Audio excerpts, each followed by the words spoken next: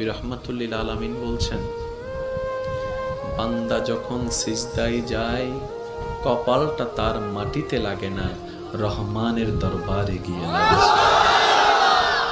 আফসোস আমাদের জন্য সেই সিজদাকে না বুঝার কারণে। আপনাদের মসজিদেও হয়তো অনেকবার আপনারা লক্ষ্য করেছেন, রুকুতে না হয় সিজদাতে না হয় বৈঠকে ইমাম যদি কোনো রকম একটু দেরি করে, 5-10 সেকেন্ড যদি একটু সালাম ফিরাতে দেরি করে কিংবা উঠতে দেরি করে, পিছন থেকে একটা কাশি নামক মিসকল চলে আসে। ও ভাই তুই কাশলি কেন, তোর কি জক্কা হয়েছে? বলে যে না, ঠান্ডা লেগেছে। না তো কাশলি কেন? বলে যে হুজুরকে একটু সিগন্যাল দিলাম। কিসের সিগন্যাল? বলে যে আমার 3 তাসবিহ শেষ হয়েছে। হুজুর আপনারটা শেষ হলে আপনি এবার তুলতে পারেন, আপনি এবার মাথাটা তুলতে পারেন, আপনি এবার মাথাটা তুলতে পারেন। হুজুর আমার তাশাহুদ শেষ হয়েছে, দরুদ শেষ হয়েছে, আপনার শেষ হলে আপনি এবার সালামটা ফিরাতে পারেন। কিরে ভাই, নামাজ তো মওলার সামনে দাঁড়ানোর একটা সুবর্ণ সুযোগের নাম, নামাজ তো গুনাহ মাফের একটা জারিয়ার নাম, নামাজ তো রবের রহমত পাওয়ার একটা জারিয়ার নাম। এখানে এসে তুই তাড়াতাড়ি করছিস কেন? বলে যে আফসোস, আমি নামাজটা জেনেছি, বুঝার মতো বুঝতে পারিনি। জেনেছে তারা শুধু সপ্তাহে জুমার দিন যায়, আজকে যেমন গিয়েছে 2 রাকাতের জন্য। আর যারা নামাজ বুঝতে পেরেছে তারা তো 5 ওয়াক্ত পড়ে পড়ে হাজার ব্যস্ততার মধ্যে রাতের ঘুমটাকে হারাম করে গভীর রাতে তাহাজ্জুদ নামাজে দাঁড়াইয়া যায়। কাউকে টেনে মসজিদে আনা যায় না।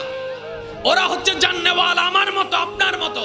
আর যারা নামাজকে বুঝতে পেরেছে, নামাজের স্বাদ বুঝতে পেরেছে, নামাজের মজা বুঝতে পেরেছে, রুকুর মজা বুঝতে পেরেছে, সিজদার প্রশান্তি বুঝতে পেরেছে, তাদেরকে টেনে সিজদা থেকে তোলাও যায় না। সেজন্য এখন আপনারাই সিদ্ধান্ত নেন, কি জানার তলে থেকে ঝগড়া করবেন নাকি বুঝার তলে থেকে মওলার সাথে প্রেম করবেন। আপনাদের ব্যাপার, এটা আপনাদের ব্যাপার, আপনাদের ব্যাপার, যার যার ব্যাপার। সব একটা কথা বলি, আল্লাহ আমাদেরকে দুনিয়াতে যতটুকু বিশা দান করেছেন অর্ধেক হায়াত শেষ, বাকি আছে আমাদের অল্প একটু।